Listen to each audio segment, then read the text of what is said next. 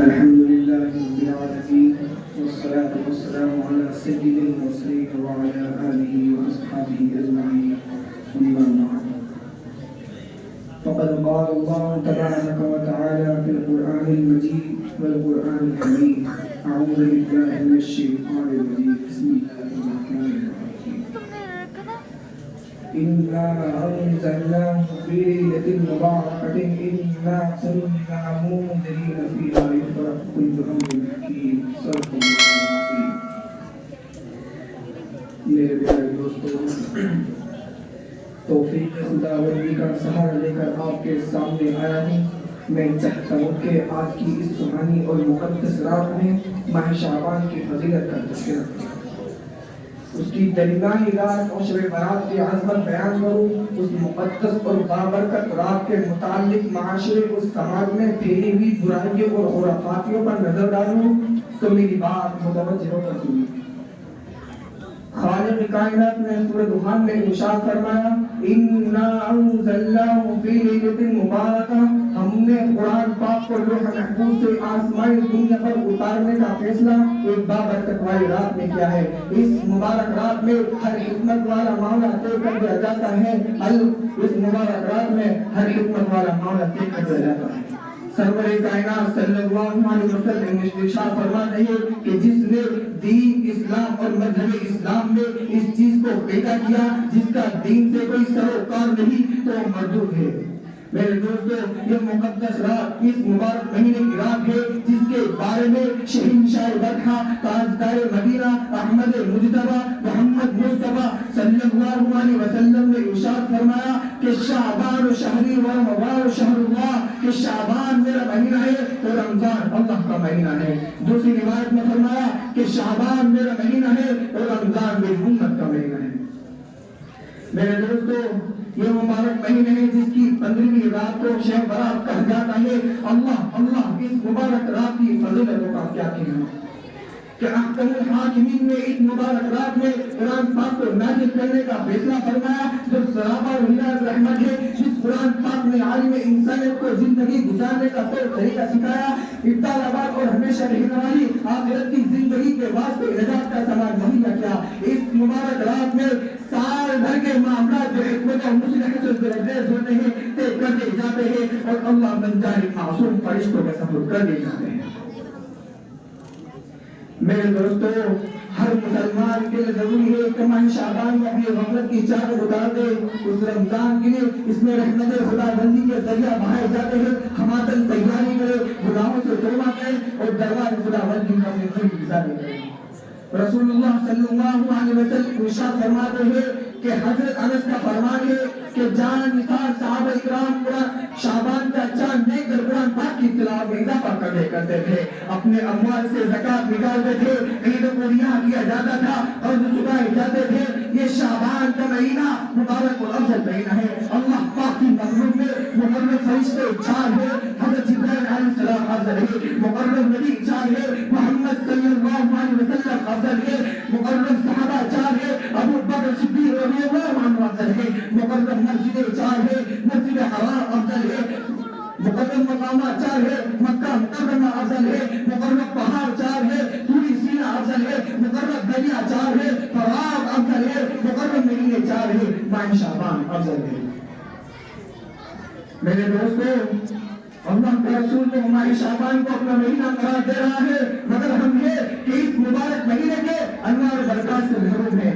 یہ غفلت نہیں ہے کیا ہے. میرے دوستو، میری ماں تمہاری ماں سارے عالم کی مسلمانوں کی ماں عائشہ صدیقہ رضی اللہ عنہا سرور کائنات صلی اللہ علیہ وسلم سے پوچھتی ہے کیا وجہ ہے، کیا سب ہے آپ ماہ شعبان میں بہت سے عبادت کرتے ہو؟ تو فرمایا حق تعالی شانہ اس مبارک رات میں آئندہ سال مرنے والوں کے نام تحریر فرماتے ہیں. آئندہ سال مرنے والوں کے نام تحریر فرماتے ہیں. میں چاہتا ہوں کہ میری وفات کا توشہ اس حال میں لکھا جائے کہ میں روزے دار ہوں اور اس مبارک مہینے کی 15ویں رات شب برات ہو. میرے دوستو، یہ مبارک مہینہ ہے جس میں رب ذوالجلال اپنے رحمت کے دروازے کھول دیتا ہے. یہ مبارک رات ہے جس میں اللہ پاک کی تجلیات کا آسمان دنیا پر نزول ہوتا ہے. یہ مبارک رات ہے جس میں آئندہ سال مرنے والے کے نام لکھے جاتے ہیں. یہ وہ مبارک رات ہے اس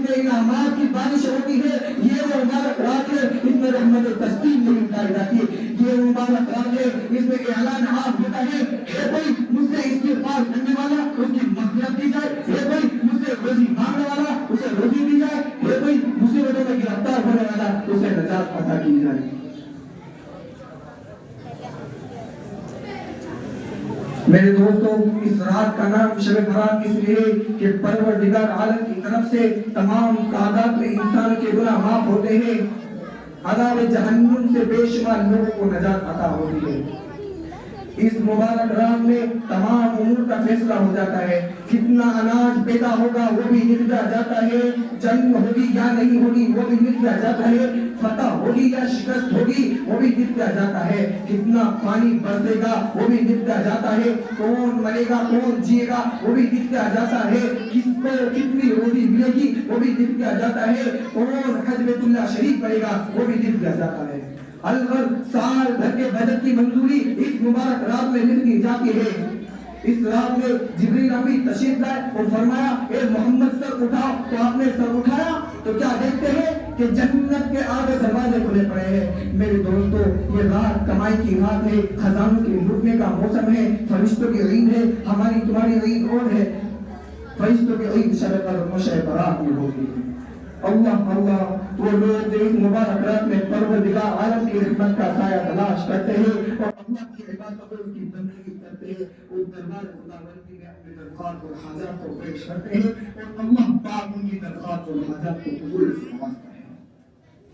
میرے دوستو، یہ رات رحمت و سعادت سے دامن بھرنے کی رات ہے۔ اس رات میں احکم الحاکمین کا دربار رحمت کھلا رہتا ہے۔ یہ رات رحمت و سعادت سے دامن بھرنے کی رات ہے، ندامت پر شرمندگی کے ساتھ آنسو بہانے کی رات ہے، گناہ معاف کرنے کی رات ہے۔ میرے دوستو، عید بقر عید کی طرح شب برات، عید بقر عید کی طرح کوئی تہوار نہیں، کوئی جشن نہیں، بلکہ اس کی حقیقت یہ ہے کہ ایک مقدس رات ہے۔ اس رات میں نبی اکرم صلی اللہ علیہ وسلم قبرستان میں جا کر مردوں کے لیے مغفرت کی دعا کرتے ہیں اور اگلے دن روزے رکھتے ہیں۔ عائشہ صدیقہ رضی اللہ عنہا فرماتی ہے کہ میری باری تھی 15ویں شعبان کی، آقا جہاں صلی اللہ علیہ وسلم میرے مقام پر تشریف لائے اور کپڑے اتارے اور پورے کپڑے اتار میں لگا کے پہن لیے۔ مجھے خیال ہوا کہ آپ میری کسی سوتن کے پاس جاؤ گے، میں جلدی سے تلاش کر نکلی تو کیا دیکھتی ہوں کہ آپ قبرستان میں موجود ہیں۔ مومن مرد عورت و عید شہداء کے مغفرت کی دعا میں مشغول ہے۔ میں اپنے خیال پر شرمندہ ہوئی، الٹے پاؤں گھر چلی آئی۔ میری حالت یہ تھی کہ میرا سانس پھول رہا تھا۔ آپ تشریف لائے، فرمایا اے عائشہ تم اتنا کیوں وہاں گئی ہو؟ تو عرض کیا کہ میرے ماں باپ آپ پر قربان ہو کر آپ گھر سے تشریف لے گئے۔ مجھے خیال ہوا کہ آپ میری کسی سوتن کے پاس جاؤ گے۔ سرکار عالم نے سن کر ارشاد فرمایا اے عائشہ کیا تم کو یہ خوف تھا کہ اللہ اس کے رسول تم پر ظلم کرے گا؟ بلکہ اس کی حقیقت یہ ہے کہ